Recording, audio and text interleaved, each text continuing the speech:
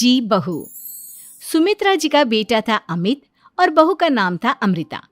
सुमित्रा जी की बहू की बातें सुनकर ऐसा लगता था कि जैसे वो बहुत इंटेलिजेंट है, क्योंकि उससे कभी भी कोई भी सवाल पूछो फट से जवाब दे देती थी।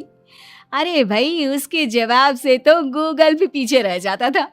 और इसलिए कम से कम सुमित्रा जी के घर में तो किसी को भी गूगल की जरूरत ही नहीं पड़ती थी। जब भी घर में कोई बात चलती, कोई कुछ भी कहता, तो अमृता फट से कह देती, ये तो मेरे साथ भी हुआ था, मुझे इसके बारे में सब मालूम है। एक दिन सुमित्रा जी अमित और अपनी बहू अमृता के साथ अमित के बुआ जी, फूफा जी यानी कि मुकेश और उर्मिला जी के यहाँ पर मिलने के लिए गए। अरे बहुत अच्छा किया अमित बेटा, इतने दिनों के बाद आए हो तुम। हाँ सुमित्रा भाभी, कभी तो आ जाया करिए अपने बच्चों को लेकर। आपकी बहू के आने से तो हमारे घर में भी रौनक आ गई है। वो क्या है ना, अमित ऑफिस के काम में बहुत बिजी रहता है, इसलिए उसे तो वक्त ही नहीं मिल पाता। अच्छा, लगता है नौकरी काफी मुश्किल है अमित की। अरे नहीं नहीं फूफा जी, ऐसी कोई बात नहीं है। आप तो जानते हैं ना प्राइवेट जॉब में कितना काम होता है। अरे कोई समझे ना समझे, मुझे तो पता है प्राइवेट नौकरी में इतना काम करना पड़ता है कि इंसान की आफत आ जाती है। लेकिन बेटा, तुमने तो कभी जॉब की ही नहीं, तुम्हें कैसे पता? अरे जॉब नहीं की तो क्या हुआ मम्मी जी, सब जानती हूँ मैं। सबसे पहले ऑफिस में जाओ, वहां पर अपनी एंट्री डालो, उसके बाद दिन भर सिस्टम पर बैठकर काम करो। चारों तरफ कैमरे लगे होते हैं, आप अपनी नजर इधर की उधर नहीं कर सकते। उसके बाद दिन भर बॉस की चिक चिक सुनो, वो अलग से। यही सब होता है, मुझे ना सब पता है। अरे बहू रानी तो काफी इंटेलिजेंट है, हर बात की खबर है इसको। थोड़ी देर बाद, अब देखिए सुमित्रा भाभी, इतने दिनों के बाद आई हैं आप, खाना खाकर ही जाना, ऐसे तो मैं आपको जाने नहीं दूंगी। वैसे बुआ जी, खाने में क्या बनाया है?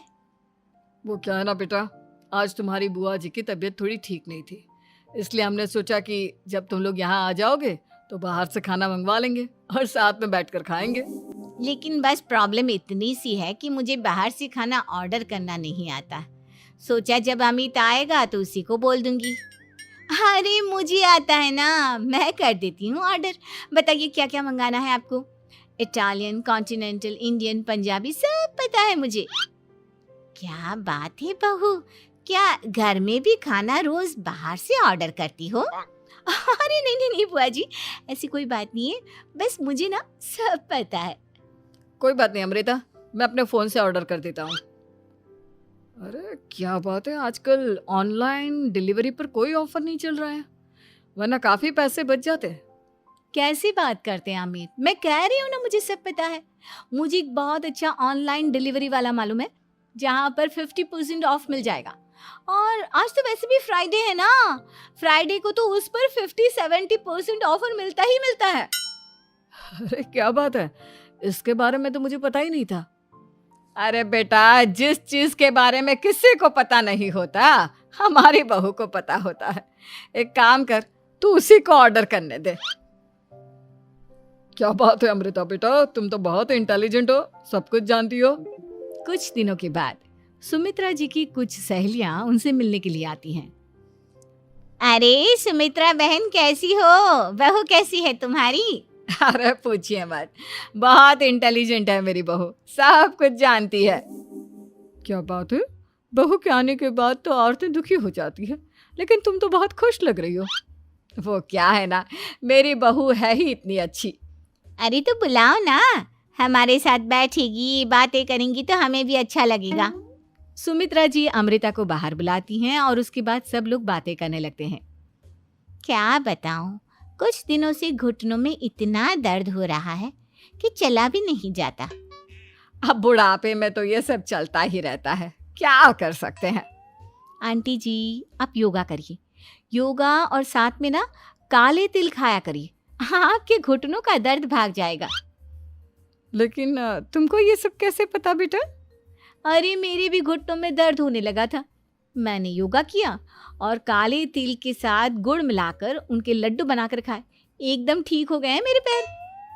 अमृता, ये तुम क्या कह रही हो? इतनी कम उम्र में तुम्हारे पैरों में दर्द कैसे हो सकता है? अरे मम्मी जी, सच कह रही हूँ, एक बार अगर कोई ये नुस्खा अपना लेना बस मजा आ जाए। ठीक है बेटा, अगर तुम कहती हो तो मैं ये करके देखती हूँ। मुझे सब पता है आंटी जी, ये मेरे साथ हो चुका है, इसीलिए तो बता रही हूँ मैं आपको, ऐसे नहीं बताती किसी को। कुछ दिनों के बाद अमित अमृता को अपने दोस्तों के साथ घूमने के लिए ले जाता है। क्या यार, क्या जिंदगी हो गई है।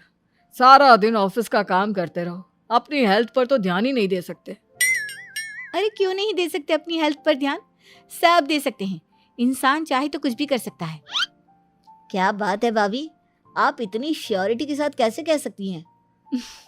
अरे आजकल ना एक से एक एप्लीकेशन है मार्केट में, और जानते हैं उसमें कुछ एक्सरसाइज तो ऐसी बताते हैं जिन्हें आप अपने ऑफिस में बैठे बैठे, मेरा मतलब लैपटॉप पर काम करते करते भी कर सकते हैं।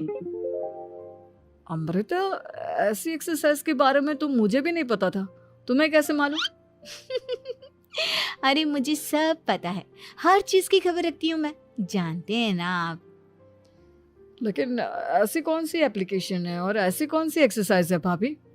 एक मिनट, मैं आपको अपने मोबाइल में दिखाती हूँ। अरे वाकई में भाभी तो सही कह रही हैं। देखो यार, इस पे कितनी अच्छी एक्सरसाइज दिखाई गई है। अपनी चेयर पर बैठे बैठे एक्सरसाइज भी कर लो, काम भी और हेल्थ भी। वाह भाभी वाह, मजा आ गया। लेकिन अमृता, तुम्हें इस बारे में कैसे पता? अब मेरे साथ जो चीज हो चुकी है उसके बारे में तो मुझे पता होगा ही ना अमित। मतलब तुम कब ऑफिस में काम करने गई जो तुमने ऑफिस करते करते एक्सरसाइज की? मैं जो किचन में काम करती हूँ अमित, घर के काम, वो किसी ऑफिस के काम से काम है क्या? बस मैं भी वो सब करते करते इनमें से कुछ एक्सरसाइज ट्राई कर लेती हूँ, इसीलिए मुझे सब पता है। सही है यार, तुम तो बहुत इंटेलिजेंट हो। कुछ दिनों के बाद ये क्या है? एक दोस्त ने मेरे साथ एक मजाक किया है, लेकिन समझ में ही नहीं आ रहा।